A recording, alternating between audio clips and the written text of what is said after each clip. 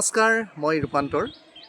মোৰ মোবাইলৰ স্ক্ৰীনত যে এখন আপোনালোকে ফটো দেখা পাইছে, এই ফটোখন হ'ল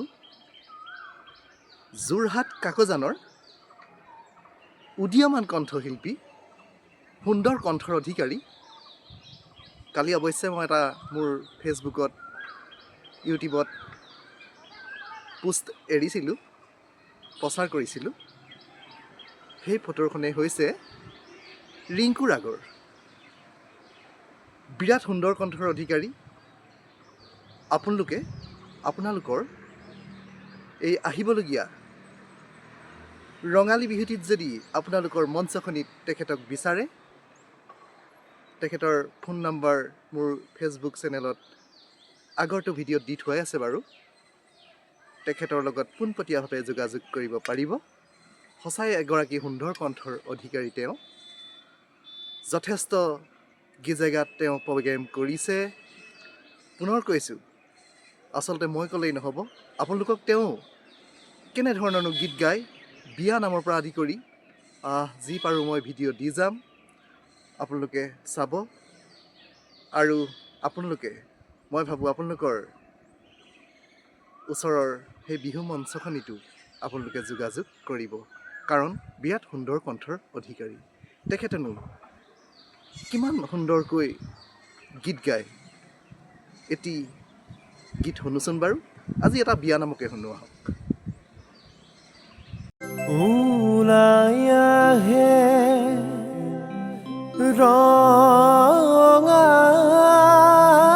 বেৰি,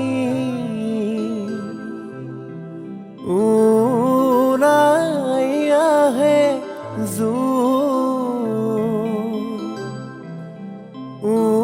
ওলাই আহে ওলাই আহে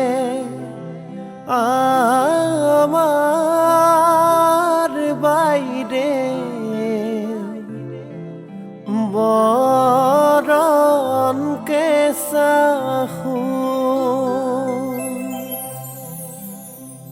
অনন্ত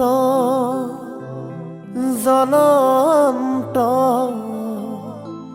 প্ৰশান্ত সাগৰ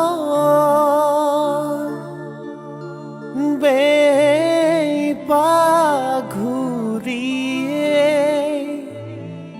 লাগিছে ভাগৰ, বেইৰে মাজতে চামৰ বৰ পীৰা, লাহেকৈ বহিবা ভাগিব খুৰা, আগৰি পাতৰৈ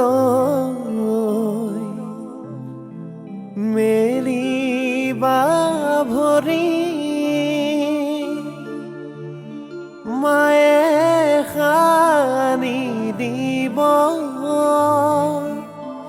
মাহ হালধি, পৰ্বতৰ কাণেদি বৈ যোৱা জান কোন হ'ব পাৰিব মাৰ সমান,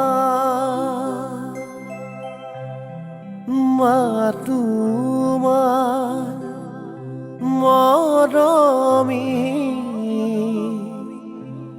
জননী আই, মাৰ সমান মৰমী সংসাৰত নাই। মাক মই দেখো গধূলি পুৱা মামৰি গলে গৈ নালাগে চোৱা মামৰি